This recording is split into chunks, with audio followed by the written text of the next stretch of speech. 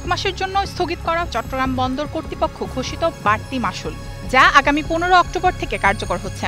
চট্টগ্রাম বন্দর কর্তৃপক্ষের এক বিজ্ঞপ্তিতে ঘোষণা দেওয়া হয়েছে, 14 অক্টোবর রাত 12টার পর থেকে বন্দরের আগত সব জাহাজ, কন্টেইনার, কার্গো বিল ও বিভিন্ন সেবা খাতে নতুন হারে মাশুল আদায় শুরু হবে।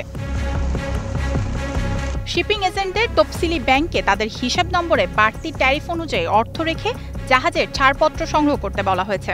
একই সাথে C&F এজেন্ট সহ সব বন্দর ব্যবহারকারীকেও বাড়তি মাশুল বা বিভিন্ন সেবা বর্ধিত চার্জ দিতে হবে। চট্টগ্রাম বন্দরে বর্তমানে 52টি খাতে মাশুল আদায় হয়। এর মধ্যে 23টি খাতে সরাসরি মাশুল বৃদ্ধির প্রজ্ঞাপন জারি হলো, যেখানে সর্বোচ্চ 41% পর্যন্ত বৃদ্ধি পাবে। ব্যবসায়ী ও সংশ্লিষ্ট পক্ষের তীব্র প্রতিক্রিয়ার মুখে নৌ পরিবহন উপদেষ্টা গত 20 সেপ্টেম্বর 1 মাসের জন্য যা স্থগিত করেছিলেন। সবচেয়ে বেশি মাশুল বৃদ্ধি হচ্ছে কন্টেইনার পরিবহনে।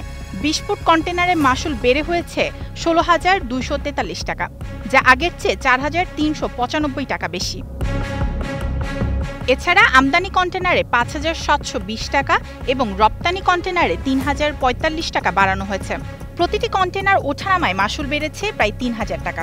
ফলে সামগ্রিকভাবে কন্টেইনার পরিবহনে 25 থেকে 41% পর্যন্ত মাশুল বাড়বে। জাহাজের ওয়েটিং চার্জও বেড়েছে। 12 ঘন্টার জন্য 100%, একদিনের জন্য 300%, 36 ঘন্টার জন্য 400% আর 36 ঘন্টার বেশি হলে অতিরিক্ত 900% চার্জ দিতে হবে। দেশে আমদানি রপ্তানি নির্ভর সমুদ্র বাণিজ্যের 92% এবং কন্টেইনার ও পণ্য পরিবহনে 98% হয়ে থাকে চট্টগ্রাম বন্দরের মাধ্যমে।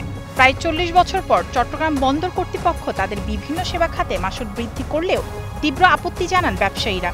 তাদের আশঙ্কা, রপ্তানিমুখী শিল্প ও ভোক্তা পর্যায়ে এর নেতিবাচক প্রভাব পড়বে।